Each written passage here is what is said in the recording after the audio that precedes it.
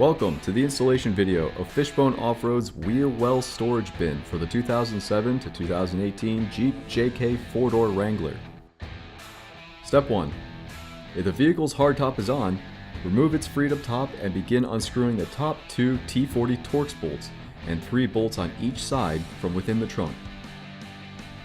Step 2. Using one hand or the help of a friend, push up on the hardtop and lift it enough to see the holes of the removed bolts above the wheel well. With your free hand, insert the wheel well storage bin into place and line it up over the first 2 Torx holes.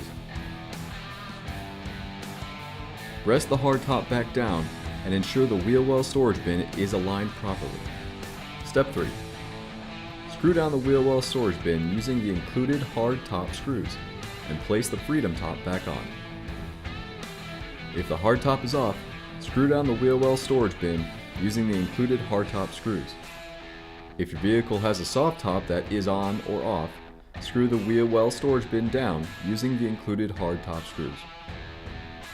Once all the hardware has been secured, then it's time to head out and enjoy your new Fishbone Off-Road wheel well storage bin.